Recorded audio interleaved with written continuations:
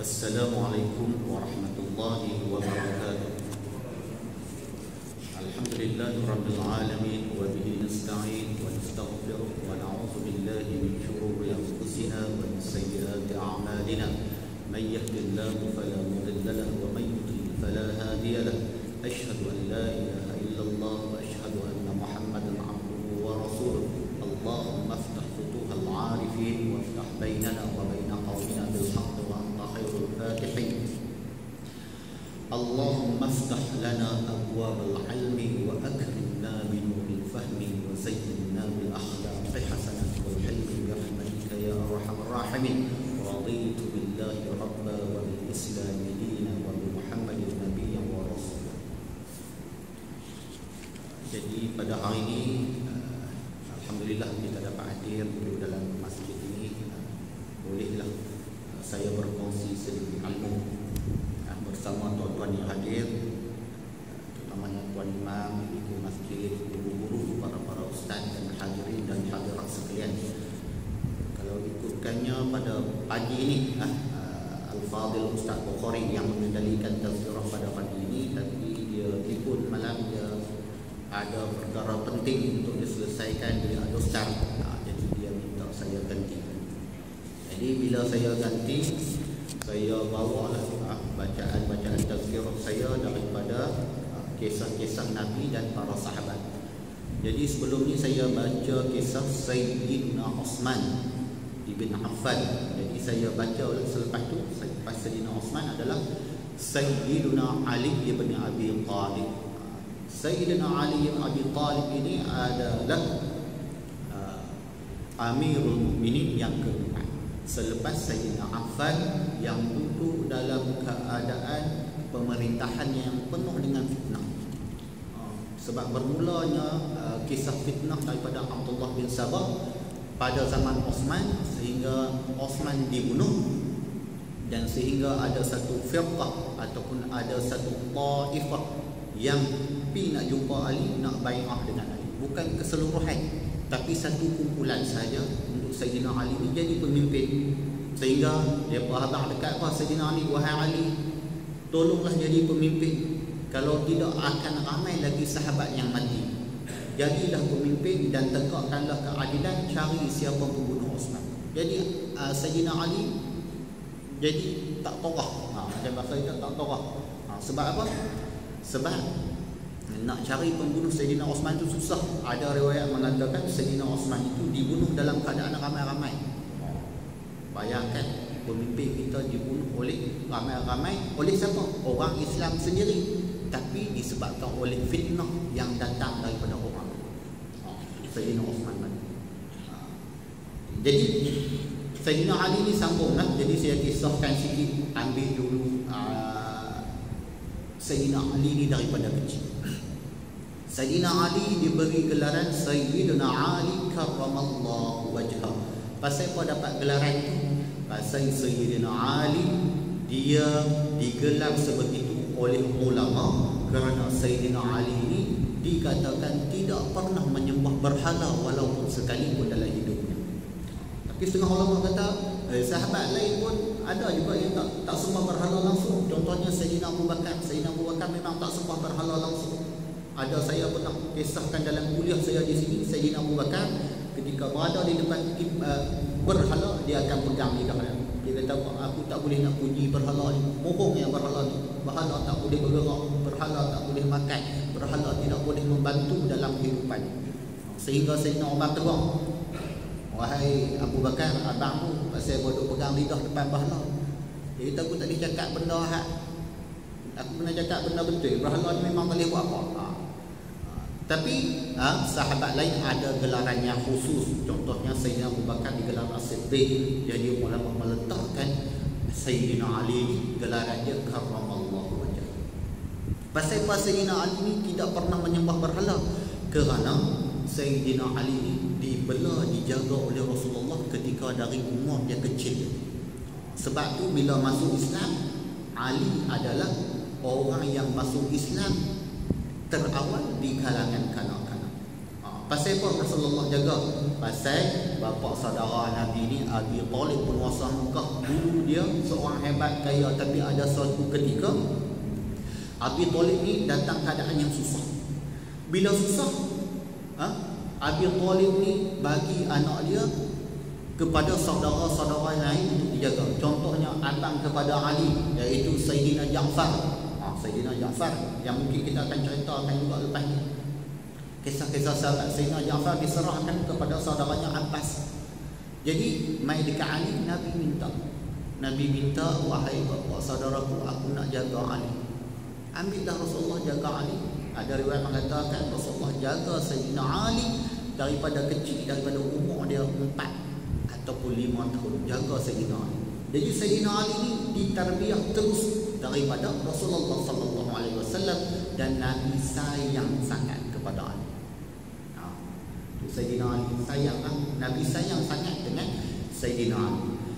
Jadi Sayyidina Ali, nama asal dalam keluarga dia ada riwayat mengatakan nama dia Haidar. Nama Haidar bermaksud singa. Jadi bila bermaksud singa, bila Nabi bela dia Sayyidina Ali, Nabi tukar, Nabi panggil dia Ali, yang bermaksud kemuliaan, ketinggian kepada Sayyidina Ali. Jadi Nabi jaga dia.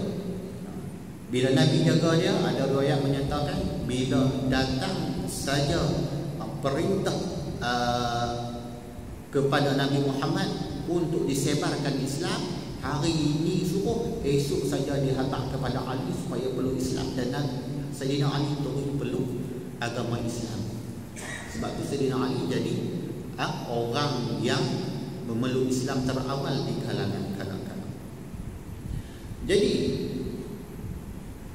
sayangnya Rasulullah kepada Sayyidina Ali ini, sampailah bila Sayyidina Ali besar, Rasulullah tawarkan kepada Sayyidina Ali supaya menjadi menantu kepada anaknya. Tawar anak. Sehingga pada satu hari Rasulullah panggil Sayyidina Ali, panggil Ali, aku mahu engkau berkahwin dengan Fatimah anak. Sampai macam tu. Bila sebut macam tu, Ali kata, oh seronok Sayyidina Ali, Ali rasa seronok. Ya Rasulullah, aku nak berkahwin, aku rasa seronok dapat jadi menantumu Rasulullah, tapi aku ni tak ada apa. Sayyidina Ali kata, apa yang kamu ada Ali? Aku hanya ada Allah dan Rasulnya, benda lain tak ada. Tak ada. Lepas Rasulullah kata, akan panglima perang, ada baju besi, ambil baju besi, pi gadai tengok. Ada riwayat kata pi jual tengok. Orang zaman dulu, zaman Rasulullah, kalau panglima perang, pergi perang apa, dia buat ada pakaian besi, baju besi. Bukan pergi perang saja-saja pakai t-shirt, bawa senjata pergi perang, tak nak. Pada zaman dulu kalau nak pergi perang dengan Rasulullah tu, siap segala dengan baju besi. Jadi Sayyidina Ali pun bawa baju besi dia. Bawa baju besi dia, berjalan-berjalan cari tokek nak gadai ataupun cari tokek nak jual. Lalu perbuatan yang Sayyidina Ali bawa tu, buat tu, nak pergi jual baju besi tu, nampak oleh Sayyidina Osman. Jadi bila nampak dekat Sayyidina Osman, Sayyidina Osman panggil Sayyidina Ali, ya Ali, buat apa tu bawa baju besi? Aku tengok macam berkenan dengan baju besi. Lalu Sayyidina Ali kata, aku ingin menjual baju besiku kerana duit daripada jualan baju besiku ini aku akan beri kepada Fatimah sebagai mahar perkahwinan. Lalu Sayyidina Osman kata, aku berkenanlah dengan baju besi yang Sayyidina Osman kata macam tu. Lalu Sayyidina Osman kata, ambil berapa harga? Telah dikira-kira harganya lebih kurang 400 dirham. 400 dirham tu duit perak. Dulu perak. Kalau dikira pada zaman sekarang ni 400 dirham lebih kurang harga dia 5,000 lebih. Bayangkanlah, pakaian besi nak pergi perang tu harga 5,000 lebih. Kita pun kalau kata nak pergi perang, lihat kena ada macam tu lah. Baju kali 10 berapa harga dah? Ada polis ini. Baju kali 10,000 mahal. Kena ada benda-benda tu kalau nak pergi berjihad. Kalau tidak, orang kata mati kering, tak ada apa. Jadi bila Sayyidina Osman beli dengan harga 400 dirham, Ali rasa seronok, dia ada duit.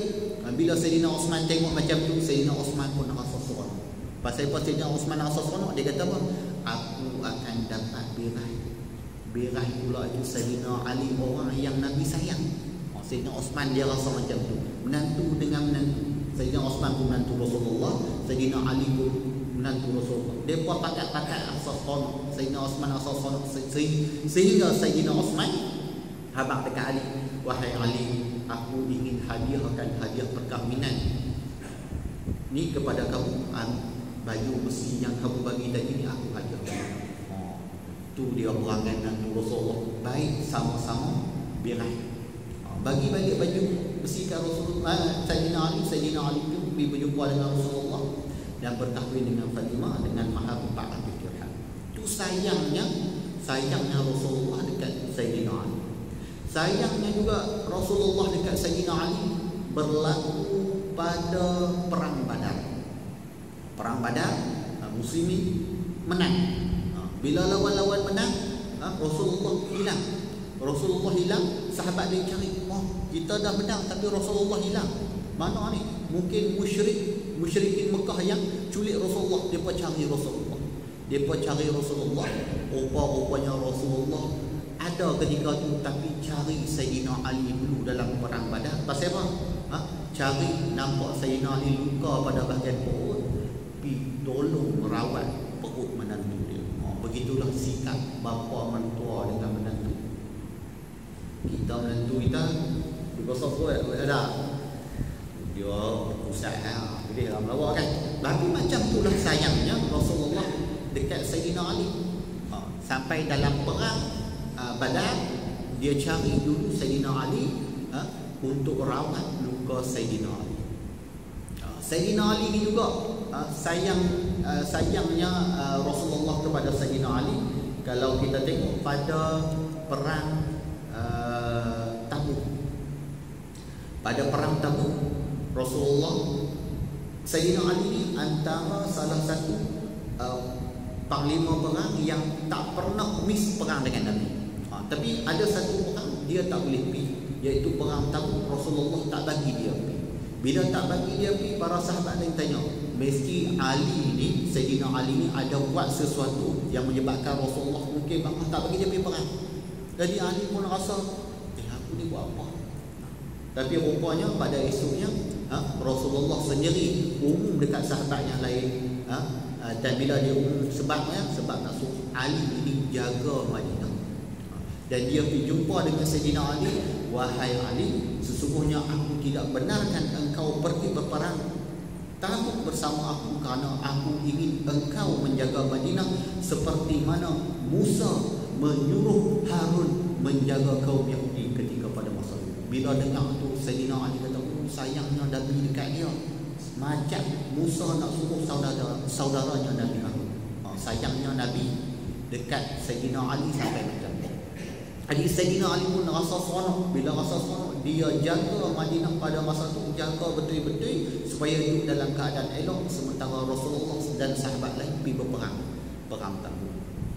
Macam tu Sayyidina Ali. Rasulullah sayang dia.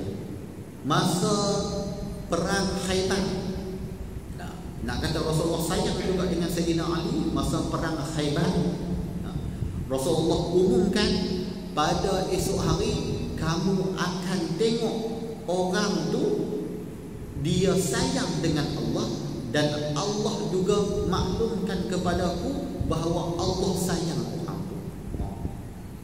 Bayangkan Rasulullah pun bertanya-tanya, siapa ni?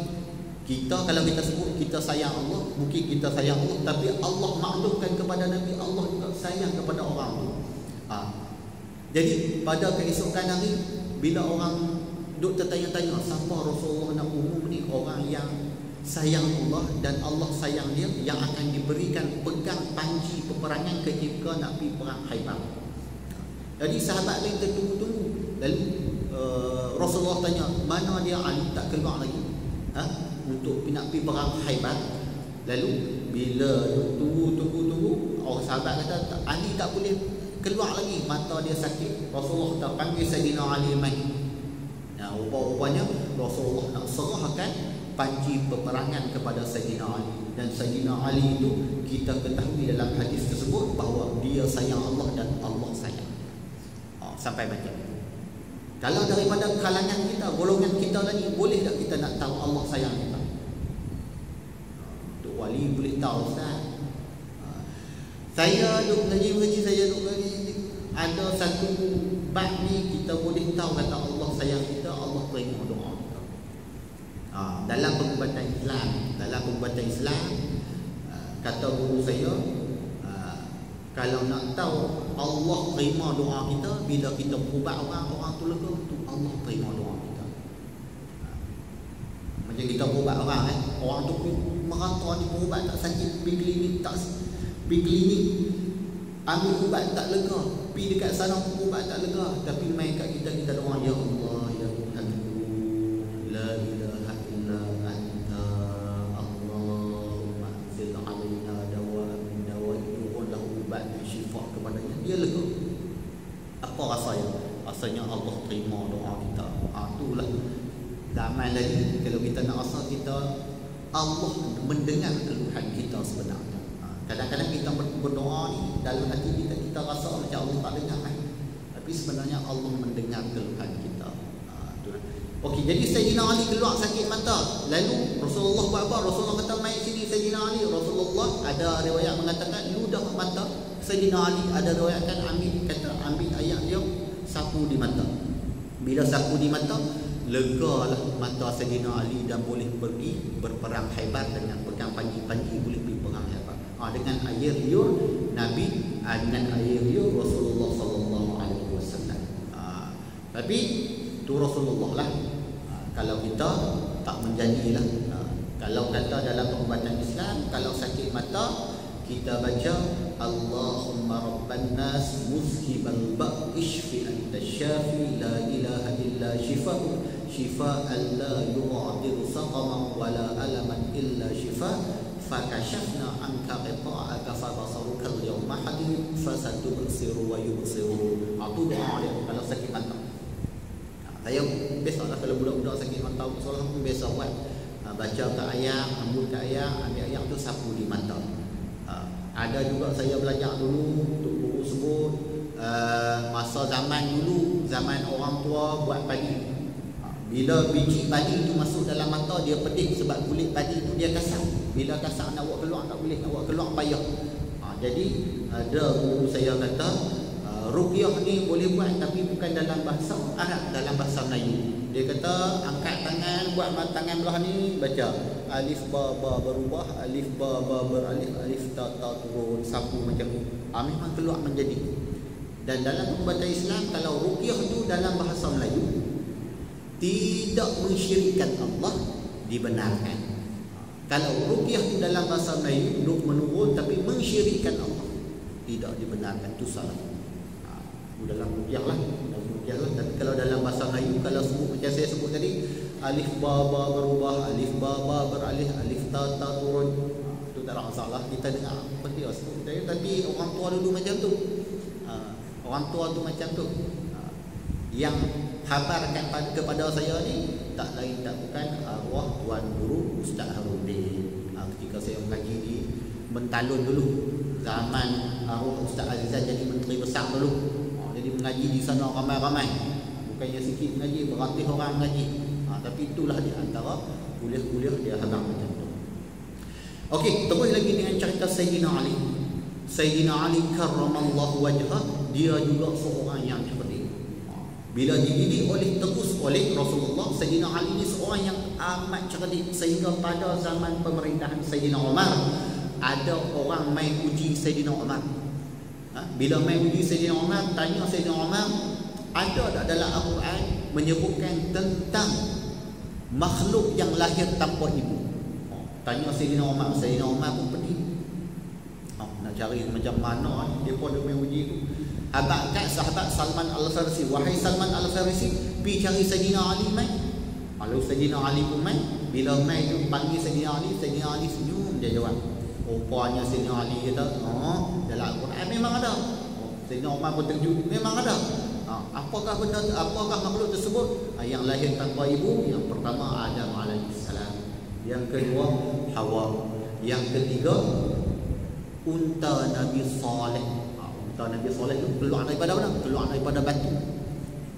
Yang keempat ular yang menjelma daripada tongkat Nabi Musa. Itu juga tak ada ibu. Sayyidina Ali anak.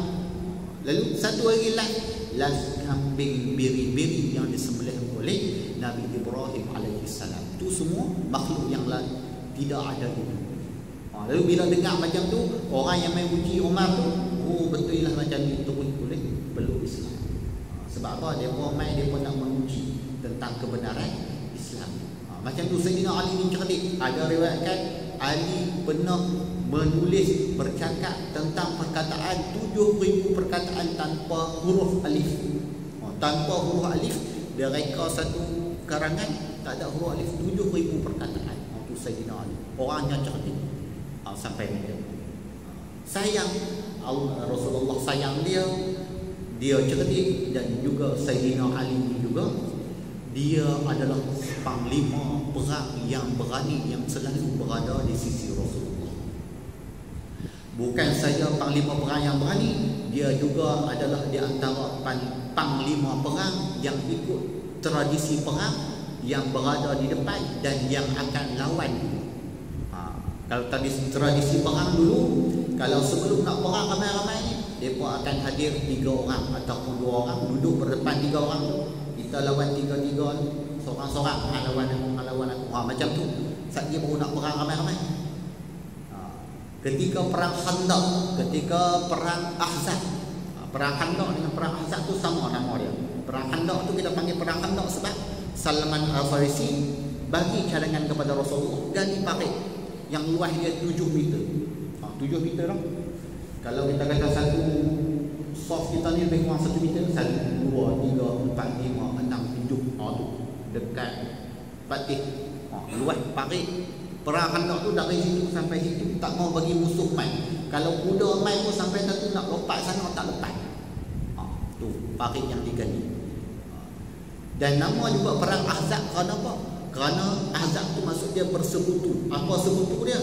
Musyrik Mekah bersekutu dengan Yahudi Bani Quraizah di Madinah dan juga orang munafik di Madinah untuk serang umat Islam pada masa itu. Jadi pada masa itu ada riwayat mengatakan berlaku perang Khandaq, perang Ahzab ni selama 45 hari. Perang Kasar dari 45 hari. Bila hari ke-17 itu ada orang musyrik Mekah, panglima kesatria daripada musyrik Mekah. Bila mereka parit tu 7 meter, pada waktu malam mereka bawa pergi kuda tepi parit, mereka suruh kuda hentak kaki. Suruh kuda hentak kaki dekat parit supaya tanah runtuh. Supaya tanah runtuh, esok mereka nak lalu pergi masuk kawasan muslimin. Jadi mereka hentak-hentak pada satu hari, pada hari ke-17, sedang muslimin yang berada di kawasan ni tengah berbalas anak panah dengan tentera sekutu yang lain. Ada 5 orang musyrikin Mekah, kesatria daripada Mekah, orang-orang hebat Mekah ni, 5 orang boleh langkah parit yang 7 meter tadi, boleh masuk sebelah orang Islam. 5 orang. Bila masuk saja 5 orang sebelah orang Islam, siap dia habaq, wahai muslimin, berhenti perang. Kami ada di sini 5 orang. Kalau hangpa berani, kita, kalau hangpa jantan, kita lawan seorang. Hampa tu orang pada masa tu perang lagu tu. Hampa jangan tembak, jangan panah ke sana, duduk di sini. Kalau hampa jantan, kita lawan seorang sama-sama. Bila 5 orang tu masuk, 5 orang tu masuk, lalu orang Ansar di kalangan yang berada dekat Rasulullah tanya, siapakah kamu wahai orang? Siapakah kamu yang main masuk sebelah ni? Lalu orang tu berkata, aku adalah Amru bin Wudud. Amru bin Wudud. Bila orang yang berada di Mekah di sana, Rasulullah dan juga orang Sayyidina Ali pun yang lain pun, mereka dengar Amru bin Wudud ni, mereka rasa Amru bin Wudud ni adalah legend juga lah. Otai sama dengan Sayyidina Hamzah dulu. Kalau bergusti, berlawan, berdua selalu menang. Lalu bila duk macam tu, Amru bin Wudud pergi dekat lagi. Amru bin Wudud kata, aku ingin bertarung dengan kamu, salah seorang daripada kamu. Rasulullah pun bangun tanya kepada para sahabat yang lain, siapa nak bertarung dengan Amru bin Wudud? Di antara yang angkat tangan pertama, orang lain tak sebut lagi, adalah siapa? Sayyidina Ali. Sayyidina Ali angkat tangan, Rasulullah, aku nak lawan. Sehingga Rasulullah kata, bukan masamu wahai Ali. Pada ketika tu umur Ali baru 20 lebih. Dan Amru bin Wudud tu tahu dah umur Dalam riwayat mengatakan umur Amru Wu'ud 80 tahun, tetapi tenaga dia kuat. Orang hak selalu berlawan, bergusti, selalu berlatih begini, dia kuat walaupun umur 80 tahun. Asal tu umur 80 tahun. Sehinggalah 3 kali Nabi Muhammad SAW khabar dengan sahabat lain, siapa nak lawan dengan Amru Wu'ud ni, tak ada apa siapa mengaku. Sehinggalah Amru bin Wu'ud pi berdepan, dia kata, wahai orang Islam yang ada di sini, tidakkah kamu telah mengetahui bahawa siapa yang berperang dengan orang kafir, dia akan masuk syurga. Amru kata, bila kata macam tu Rasulullah kata, Ali, inilah peluang kamu. Rupanya Rasulullah tunggu nak Amru kata macam tu. Kata macam tu bahawa orang yang bertarung berperang ni, mati dia mestilah berada dalam syurga, mati syahid. Lalu Sayyidina Ali keluar. Bila Sayyidina Ali keluar, Sayyidina Ali ni kecil lagi, umur 20 lebih. Umur 20 lebih, sedangkan Amru tu umur 80 dengan pengalaman perang yang kuat, dan dia seorang yang kuat walaupun umur 80. Bila dia pergi, dia tengok, ini tu budak ni baru kanak kemarin, ni nak lawan aku dia tak. Bila pergi dekat situ, tanya, mana anta? Lepas tu Sayyidina Ali kata, ana Ali. Lalu Amru Wu'ud kata, anta Ali bin Muawiyah, kamu Ali bin Muawiyah. Ali bin Muawiyah ni adalah seorang pakat pedang juga, tapi duduk dah telah masuk Islam, tapi duduk dalam Rasulullah, tapi Rasulullah tak suruh dia. Lepas tu Ali kata, bukan aku, ana Ali ibn Abi Talib. Oh, bapa kamu Abu Talib.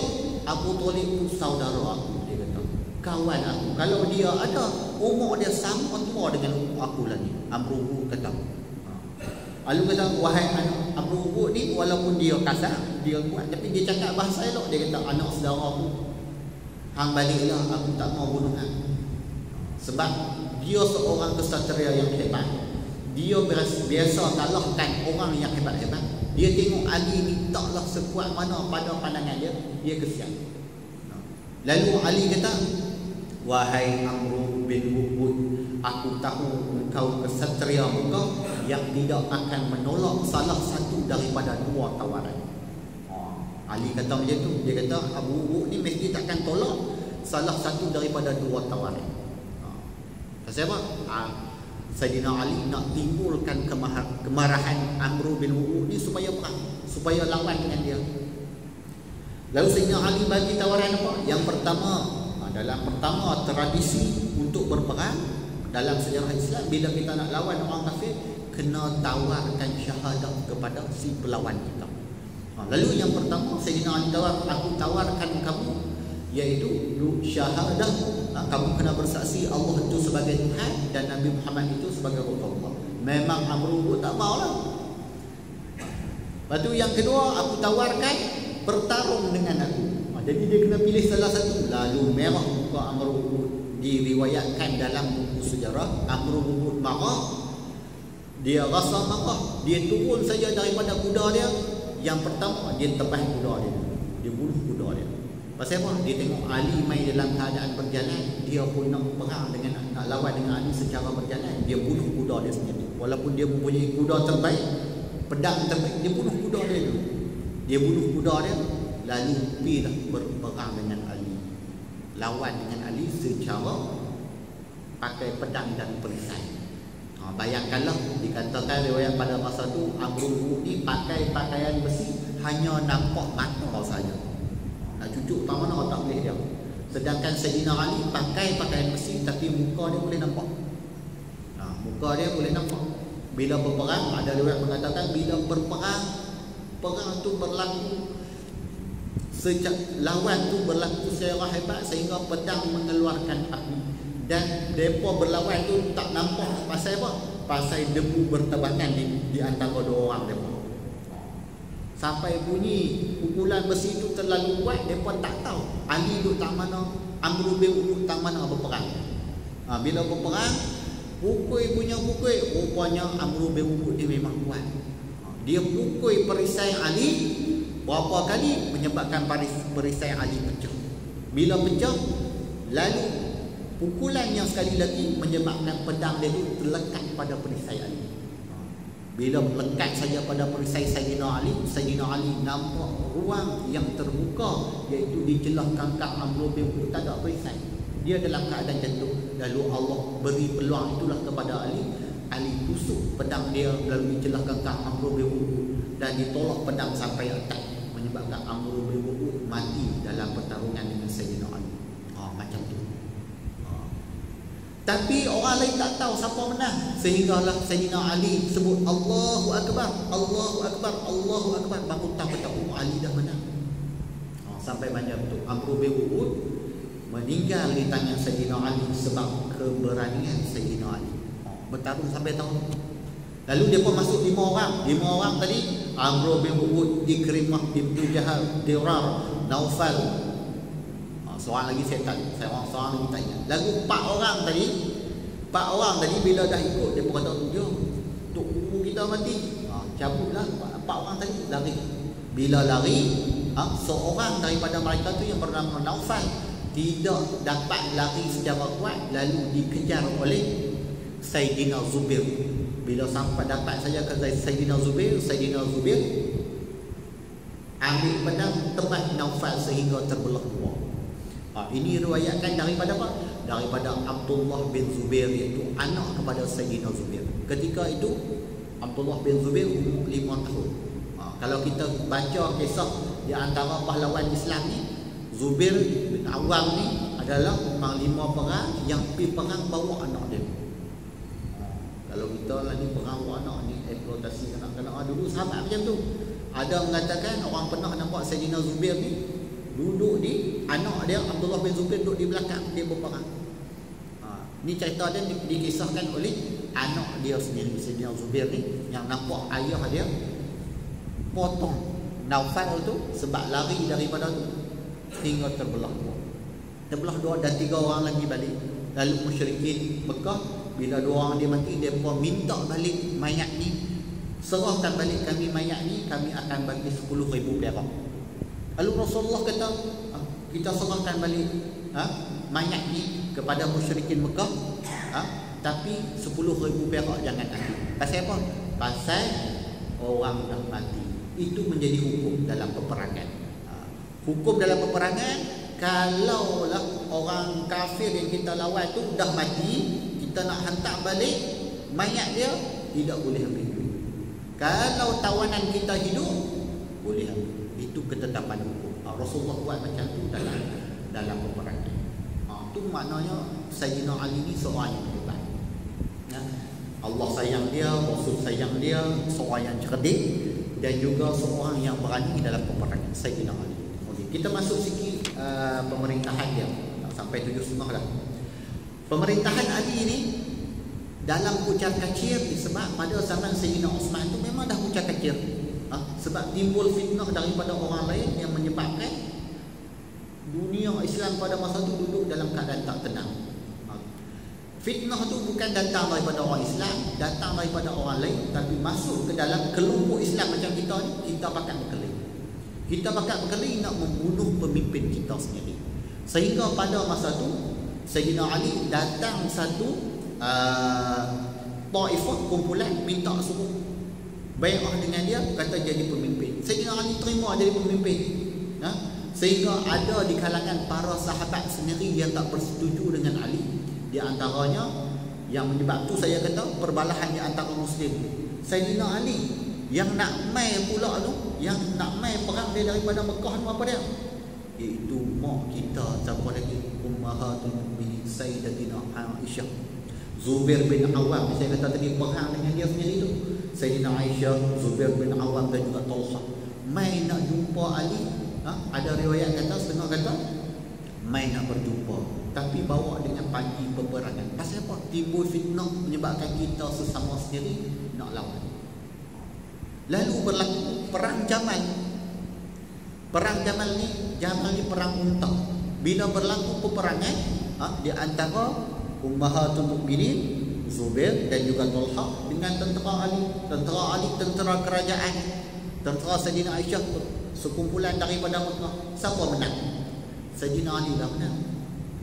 Tapi Sayyidina Ali dengan Sayyidina Aisyah, Talhah dengan Zubair, mereka nak berlaku tak peperangan. Kalau itu asalnya tak mau berlaku, tapi sebab fitnah menyebabkan kita orang Islam bergaduh sesama sendiri, menyebabkan ketika itu 4,000 hingga 6,000 sahabat meninggal dunia. Semua yang meninggal orang Islam saja, disebabkan fitnah oleh orang.